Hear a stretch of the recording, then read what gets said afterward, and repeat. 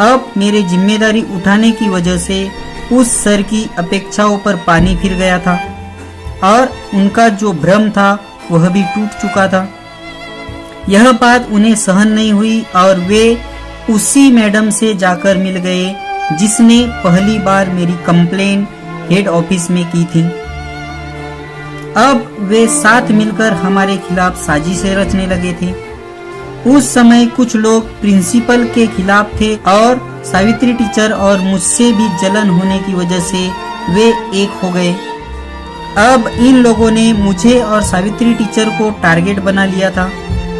Secondary के teachers अब staff room में बैठकर तरह तरह की बातें करते रहते थे और जब हम उनके पास से गुजरते थे तो कुछ ऐसी बातें बोलते जो सहनशीलता के बाहर हो। फिर भी हम लोग मन मसोस कर रह जाते और किसी से न उलझते हुए सिर्फ काम से काम रखने की कोशिश कर रहे थे। स्कूल शुरू हुई, सभी टीचर्स और स्टूडेंट्स आने लगे थे। दोस्तों, अब तक तो ठीक था कि 2-3 लोग ही हमें परेशान कर रहे थे, मगर अब बाकी टीचर्स भी उनसे मिल गए थे। ये जिंदगी भी ना जाने किस भंवर में आन फंसी थी। ये जिंदगी भी ना जाने किस भंवर में आ फंसी थी। एक तरफ जिम्मेदारी और एक तरफ बेबसी थी। जी हाँ दोस्तों, फिर एक बार जिंदगी ने मुझे ऐसे भंवर में फंसा दिया था जिसमें मैं डूबता चला गया, क्योंकि अब मैं जिम्मेदारियों और साजिशों के बीच पिसता चला जा रहा था।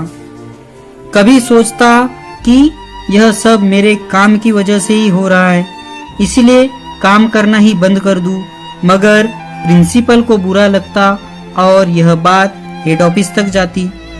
ऐसे भी वे हमेशा कहते थे कि प्राइमरी के इंचार्ज तुम हो तो काम भी तुम्हें ही करना है। अब मैं दोनों तरफ से फंस गया था। किसी न किसी के लिए बुरा तो बनना ही था। मैं बड़े सर से जाकर शिकायत करता, मगर पहली बार की तरह न हो जाए इसलिए डर की वजह से मैं नहीं गया और किसी की बातों पर ध्यान न देकर केवल अपने काम पर ध्यान देने का फैसला किया। मगर नियम